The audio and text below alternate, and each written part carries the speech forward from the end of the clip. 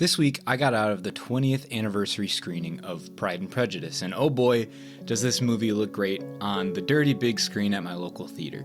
Seriously, there's like dirt on it or something, probably from all of the raging teens hearing the words chicken jockey. But while I was trying to watch the movie between the dirt and the ladies quoting the lines before they're said and taking pictures for their Instagram stories, I was reminded of how good the movie actually is. Like, seriously. You can mock it for being a girly romance movie, but Jane Austen sure knew how to write. I think a ball is a perfectly irrational way to gain new acquaintance. It would be better if conversation, instead of dancing, were the order of the day. Indeed, much more rational, but rather less like a ball. Along with a famous and well-crafted book, director Joe Wright and cinematographer Roman Osen painted some actually amazing frames to go along with this story.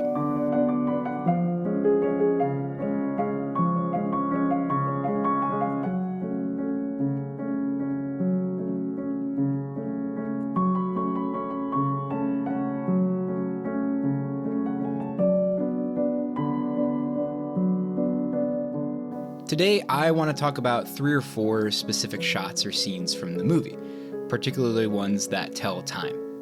The book originally spans over the course of months, sometimes landing Elizabeth, the main character, in a particular locale for weeks at a time. What the movie does spectacularly is use the art of film and the power of cinematography to discuss the idea of passing time and changing values to the viewer.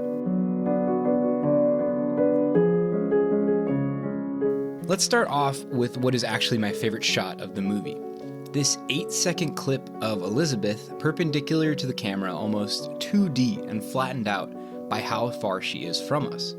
This shot is to show Elizabeth traveling by foot over muddy roads and grassy hills a few miles to visit her sick sister, Jane. Now, it's no fun to show someone walking for miles, but the sense of size actually teaches us how insignificant Elizabeth is in comparison to the distance.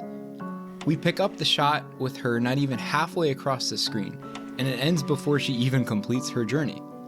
I really like this tree, too, showing us again how tiny she is in comparison to the distance. And the 8-second shot length tells us, too, that this is something lingering, something that takes time to complete.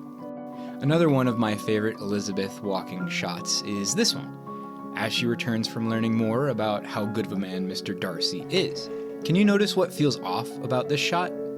You're right. She's moving in a regressive motion. In the previous clip, she's moving left to right, in progress towards her goal. Yet in this shot, she's moving right to left, and even up to down. This goes to display the regression of her ideas, the destruction of her prejudice against Mr. Darcy. From complete to in progress. From a higher sense of superiority to a feeling of inferiority. To even further this idea, they have her walk by an old collapsing building. Just as she spent time building up this false idea of Mr. Darcy, so too someone else built up this falling edifice. Alright, enough left from right or right from left. How about we do a 360 instead? In this shot, Elizabeth sits on a swing in her family's barn, turns it taut, and lets it spin her around. Her friend, Charlotte, tells her the shocking news of her marriage to Mr. Collins.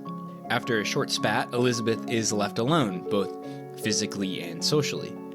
Her close friend is off to marriage, her sister off to London, and her burdensome family still nearby in the house.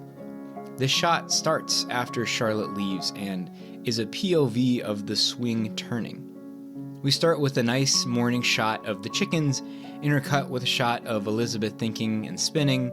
Afternoon comes without announcement. The cattle are eagerly stamping on the ground. Elizabeth spins, and evening comes with the horses and the hay. Did you notice how I can tell what time of day it is? Look at the ground. The shadows are at completely different angles depending on the shot. Time passes with each turn, eventually culminating in a rain shower, presumably a different day, since the last shot was clear and sunny. With just these few shots, we turn seconds into hours and even days. The final shot I want to discuss is this beautiful use of lighting. After a fight with Mr. Darcy, Elizabeth ruminates all the way over to the mirror, and watch this, you won't need much explanation.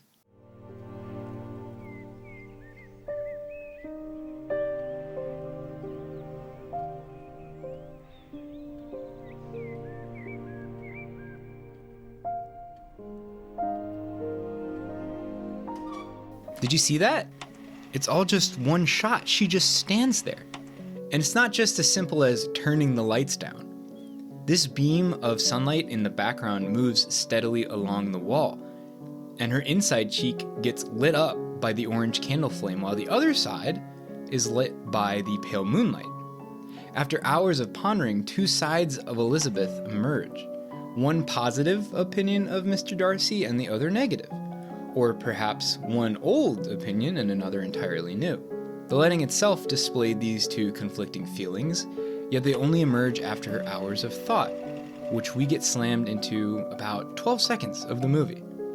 Anyways, those are the shots that I wanted to highlight in this video. This movie is chock full of other angles and shots that are truly as beautiful as the Victorian elegance displayed in the movie. Hopefully, if you haven't seen it, just from a film snob point of view, this piques your interest in watching the movie. Men, don't easily let your male pride prevent you from watching a good film. And who knows, maybe it'll teach you what a good man can be. And a good man doesn't always have to be piloting a Jaeger from Pacific Rim.